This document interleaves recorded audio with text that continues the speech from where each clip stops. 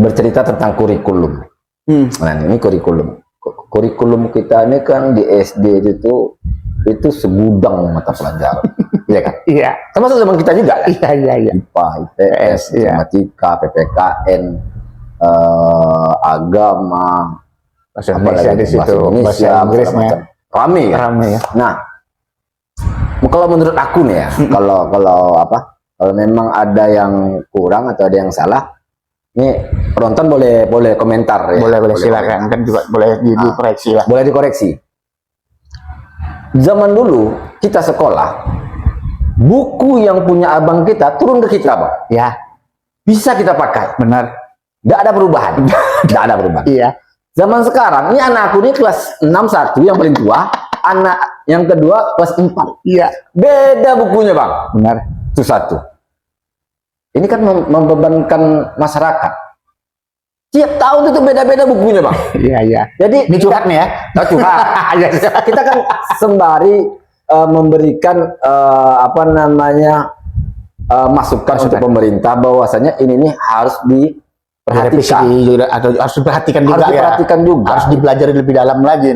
Harus macam mana pemerintah bisa membuat sistem pendidikan yang tidak memberatkan masyarakat, Bang. Ya.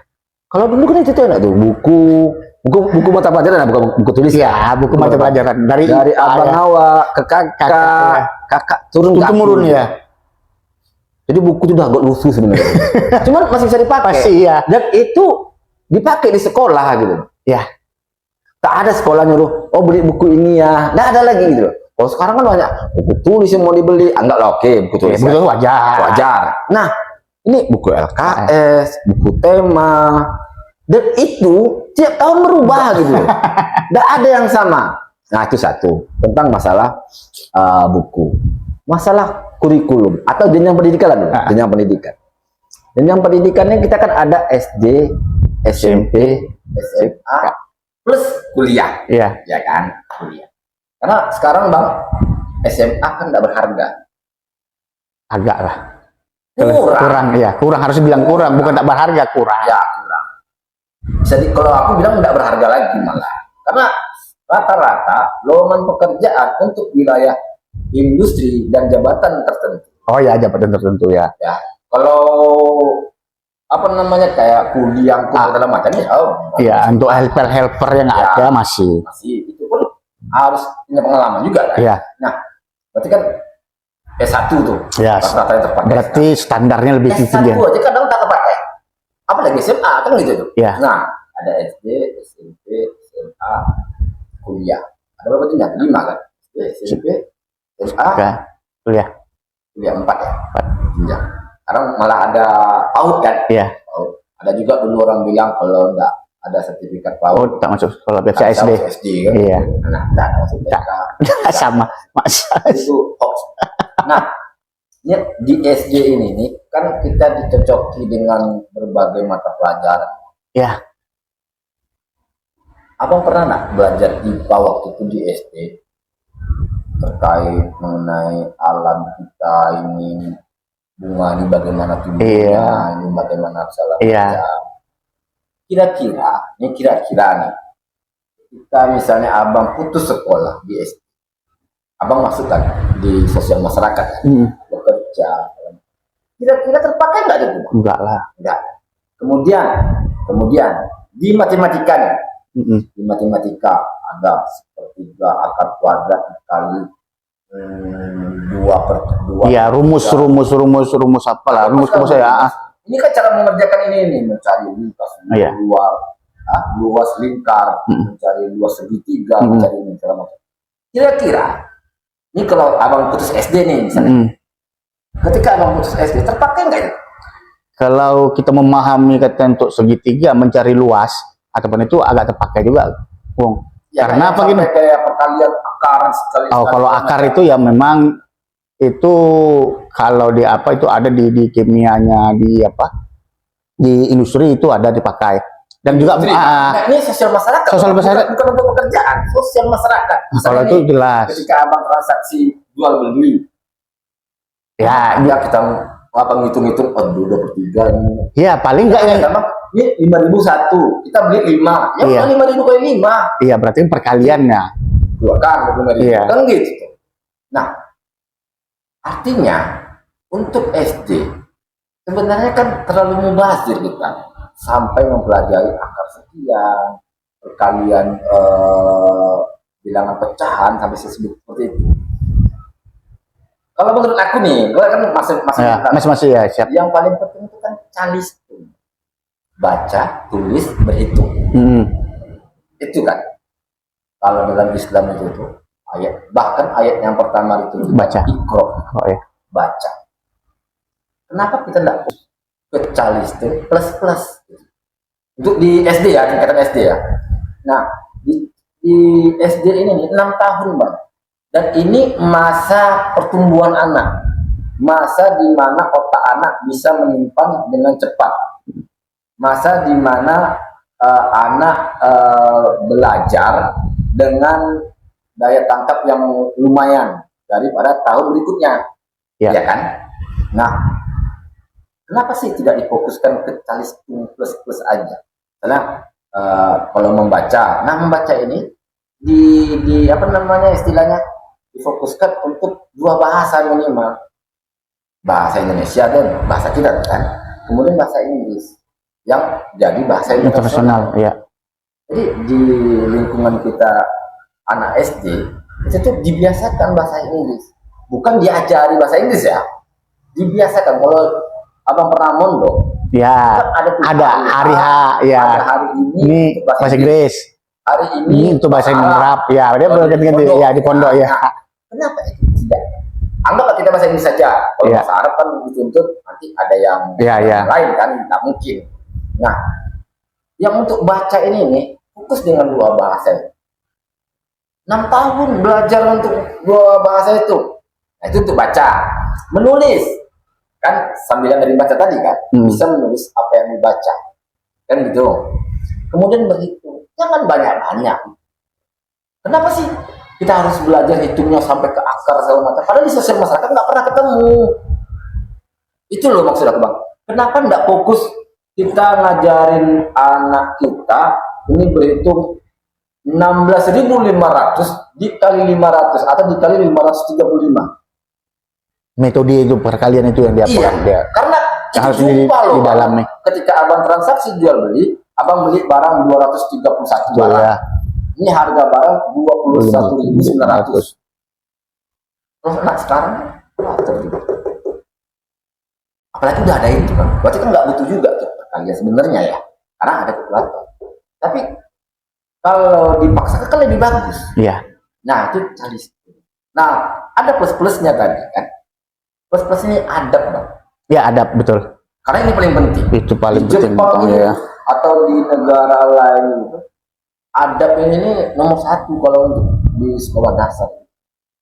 Bagaimana dia menghormati yang tua, bagaimana dia menyayangi yang juniornya, bagaimana dia menghormati rekan-rekannya. Nah ini adab yang umum sifatnya. Plus satu lagi agama. Nah ini kan masing-masing. Misalnya kalau agama Islam ya untuk murid agama Islam itu kan simpel sebenarnya. Untuk di jajaran SD ya. Untuk di jajaran SD gitu. Jadi IPA, IPS. Kalau menurut aku belum saatnya gitu. Kalau menurut aku nih, karena di SD itu kita memupuk adab itu tuh lebih bagus daripada memupuk ini apa sih untuk ini. Nggak ada gunanya juga gitu loh. Kenapa? Ketika dia selesai tamat SD, mana lah tahu dia tak lanjutkan. Iya. Dia kan calistung plus tadi. Dia sudah ada bekal deh ya. Dia sudah ada bekal untuk terjun ke masyarakat. Betul. Itu dia. Nah, kemudian belum bang, masih agak jauh nih. SMP dengan SMA. Ini kan kalau kita masuk, alhamdulillah lah kalau masuk negeri kan. Iya. Alhamdulillah kalau bisa masuk negeri kalau cukup kuota. Dulu kan pernah juga kita bahas. Iya. Nah, kenapa sih nggak disatukan aja SMP dengan SMA? Ibu 6 tahun. Abang mau tahu nggak kalau masuk SMP dia swasta sekian juta, nanti masuk SMA sekian juta lagi. Kenapa ini nggak disatukan? SMP dengan SMA. Jadi kita nggak perlu lagi besok daftar lagi, tamat SMP daftar lagi ke SMA. Kalau nggak salah saya Bung, di swasta itu ada nama PAB itu, Ada yayasan itu, beberapa sekolah yang lengkap dia SMP IP sampai SMA. SMA-nya. Itu satu apa dia? Satu komplek dia itu. Nah sekarang kita bukan masalah itunya Bang, kita masalah jenjangnya. Iya. Ada SMP, ada SMA. Nah. Yuk kita satukan aja nih. Jadi kita buat jenjang satu dengan jenjang 2 dan 3. Jadi menurut aku itu bisa mengurangi biaya, pertama biaya pendaftaran, kedua biaya kalau di kelas swasta kan ada biaya pembangunan, biaya pembangunan kan, biasanya kan ada. Kalau swasta itu ada juga biaya. Ada, iya. Tapi kan tidak semua sekolah Ya. atau semua siswa yang bisa masuk negeri. Ya. Ada kuota. Betul, benar-benar dengan kuota yang ada. Ini ketika ini digabungkan setidak-tidaknya mengurangi biaya bagi yang ingin bersekolah. Jadi 6 tahun jenjang pertama itu SD, 6 tahun jenjang kedua SMP dengan SMA. Nah disinilah nanti dia akan memilih kejuruan. Bisa dikatakan kalau di SMK itu kan ada di jenjang SMA kan ada SMK. Iya. Sekolah menengah kejuruan. Nah, ketika jenjang kedua yang kita gabungkan ya SMP dengan SMA ini nih, itu tuh ada kejuruannya di sana gitu. Jadi Talis itu nggak dipelajari lagi. Ya sudah selesai ya. Ini mata pelajaran yang sifatnya kejuruan. Dia mau jadi apa gitu. Betul. Oh, dia mau jadi dokter, berarti IPA. Oh, dia mau jadi seniman, ada jurusannya. Ya. Oh, dia mau fokus bengkel misalnya. Kalau di SMK itu kan ada bengkel otomotif Bang ya. Benar. Nah, ada jurusan otomotif. Oh, dia mau jurusan boga misalnya, untuk masak. Yap. Ada jurusan boga di sana gitu. Nah, ketika dia selesai di jenjang kedua, dia sudah punya bekal, dia sudah punya skill. Ya. Bekal untuk S1 bagi yang ingin melanjutkan kedokteran ya. Bekal otomotif bagi yang ya enggak mungkin dia kuliah, dia mau buka usaha aja bengkel atau dia mau kerja di bengkel. Nah, di jenjang kedua ini yang harus memang jadi perhatian bagi pemerintah untuk soal lowongan pekerjaan. Jadinya sebenarnya di taraf perusahaan kita hanya menyatakan paling rendah jenjang 2. Tidak harus S1 gitu, kecuali memang ada hal-hal pekerjaan yang memang butuh satu ya, atau bahkan S2. Nah, kalau kita sekarang ini kan ribet Bang. Tamatan SMA nih, tamatan SMA. Kalau tamat SMA ya ribet. Kebetulan mungkin aku jurusan IPA kan. IPA. Tapi tamat SMA rupanya mungkin waktu itu tak bisa kuliah. Anggaplah tak bisa kuliah. Aku kan kuliah sebenarnya kan. Tak bisa kuliah. Mau ngapain? Ya.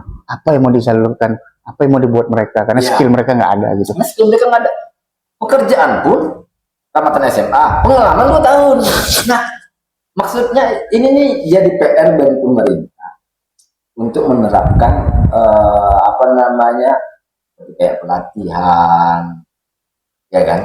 Kemudian adanya penekanan terhadap perusahaan-perusahaan agar tidak cantumkan magang persyaratan yang ribet tadi. Itu harus pengalaman 2 tahun. Macam mana pengalaman 2 tahun? Orang SMA. Jadi Tapi ujung-ujungnya fresh graduate. Dia butuh fresh graduate, tapi pengalaman 2 tahun. Nah, lucu tuh.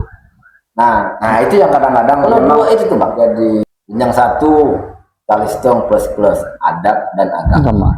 Di jenjang kedua kejuruan plus adab dengan agama tetap nggak ditinggalkan.